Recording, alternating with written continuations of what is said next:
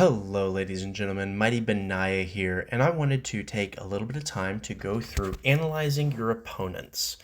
I am using the Nerf, Surf, and Turf game to do this, but I am going to delay this a few days, likely. So the reason that I'm using Nerf, Surf, and Turf is so that we can look at players that we already have an understanding of, so that we can get some viability to this strategy. So the first person that I'm going to look at, because I know him fairly well, is Papa Smitty. So what we're going to do is we're going to go to the information and we're going to go to statistics. This is going to be helpful for us to understand what units the individual that we are playing against likes to use. So as you can see, Papa Smitty has defeated 30,000 infantry and has lost 18,000 infantry. What we can use this to glean is not the defeated number. The defeated number gives us a ballpark of how many it should be. What we want to look at is the casualties. Infantry is a little bit more difficult because you produce infantry every game. But if we see for Papa Smitty, he has 135 artillery casualties. That means he has produced at least 135 artillery, but likely many, many more. And so we can use this, seeing the number of casualties versus the number of defeated, we can see what units Papa Smitty likes to use the most, so we can figure out how to counter those units. So the first thing that we're looking at for Papa Smitty, he's got 135 casualties on artillery, 7 casualties on tanks, 28 railgun casualties, 50 armored car casualties, 108 heavy tank casualties, 48 cav, 64 balloons, 188 fighters, 37 bombers, and 86 battleships, 155 submarines, and 19 cruisers. So what this is telling me is, on land, his casualties are not the highest with heavy tanks, but the fact that he has 108 casualties for heavy tanks versus 50 with armored cars tells me that he likes to use heavy tanks. And we already know this. Going through the game, the universe game, he's already communicated to Spankerton that he likes using tanks, but he only has 7 casualties on light tanks and he has 108 on heavy tanks. So early game on land, he seems to like to use a little bit of artillery, but a lot of tanks as we go along, and he uses a lot of infantry. So it seems to me like and again, we know this, he tries to stay defensive for the early part of the game, mass-produce tanks for land battles, and then as we scroll down, you can see that he has a lot of battleship casualties.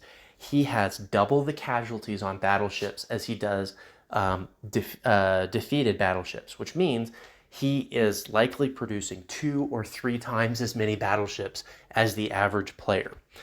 Light cruisers, he doesn't really use a lot of. He does use some light cruisers, obviously, but he's producing so many more battleships than he is light cruisers that if you're facing him, you're going to want to build submarines, you're going to want to build bombers, you're going to want to build railguns to fight against those battleships. He has a number of bombers, but he seems to prefer fighters to bombers as far as aircraft go. And that probably plays in with his battleship game. He wants fighters to help protect against bombers. So something to look at. Let's look at another player. He was the first one that popped up, but let's look at another player that we are all familiar with. So let's look at General Power of Us. General Power of Us is a YouTuber, so I think he will understand me showing his stats. So let's go over to his stats. Power of Us has a lot of infantry casualties. He's about even on artillery. He has a reasonable number of tank casualties, not a lot of railgun, a reasonable number of armored car, a reasonable number of heavy tanks, cavalry, yes, fighters, bombers, not very many battleships, no submarine casualties, and about even on light cruisers. So what this tells me is Power of Us does not do a lot of naval warfare. He's only got 2 battleship casualties and 7 light cruiser casualties, where up here in land units, he's got in the hundreds and infantry is in the thousands. So what this tells me about Power of Us is that he typically will go a little bit infantry heavy. He probably builds a lot of barracks to supplement his army stacks. And he usually splits. He probably has more heavy tanks than he does light tanks. Will produce more as he gets into late game.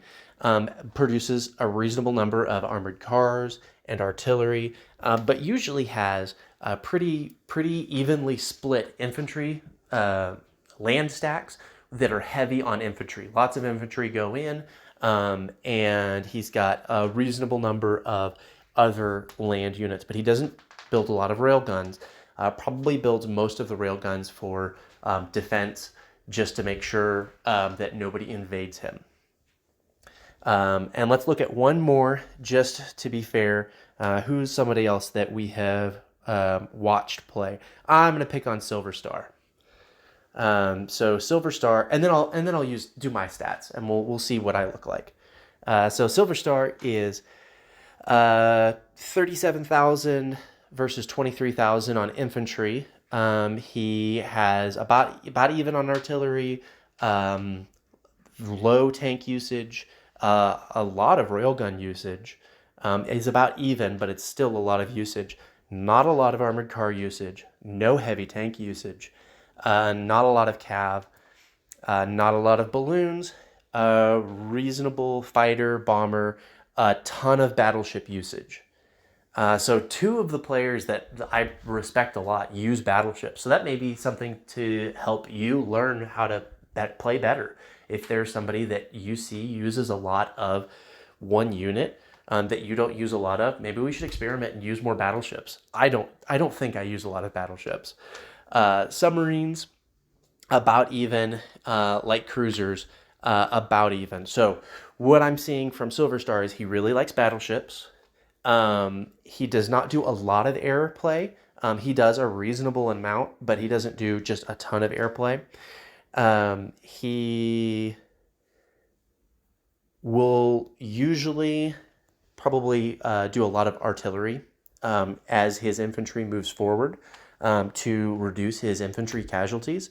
So he will slowly, steadily move forward with artillery and eventually railguns to outrange. And probably he will use fighters to help defend those railguns. So in order to fight against him, you're going to need to figure out what he is likely to do and how to counter that. Now let's look at me personally. Profile, stats. All right, so I have not been playing this game as long as some of the people that we've reviewed. So please understand, my numbers are going to be lower.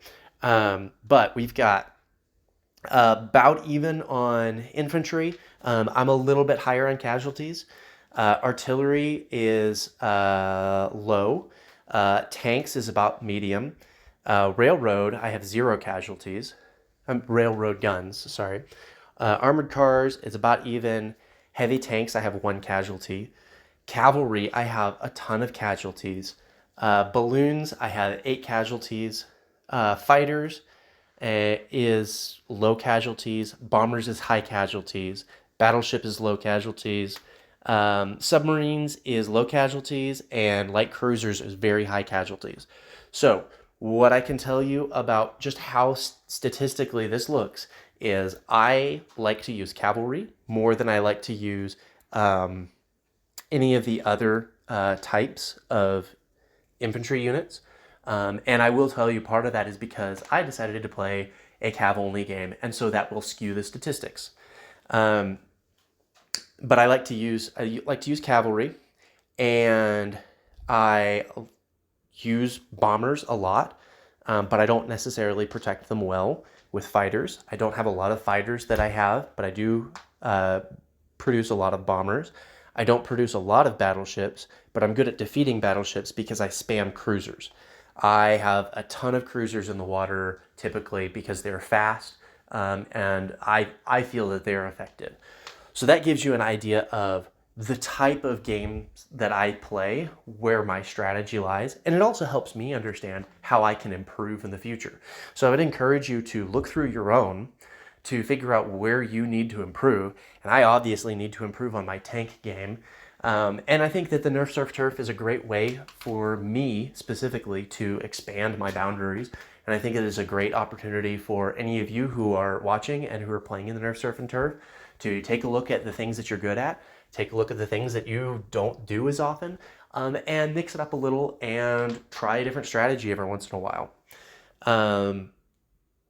But I think that looking at yourself is going to be helpful for every one of us. And then also look at your opponents. Look at the people that you're matched up against. What are they strong at? What are they likely to produce? And how can you prepare for that? How can you counter that? That's all that I have for today. Soli Deo Gloria, and I'll see you next time.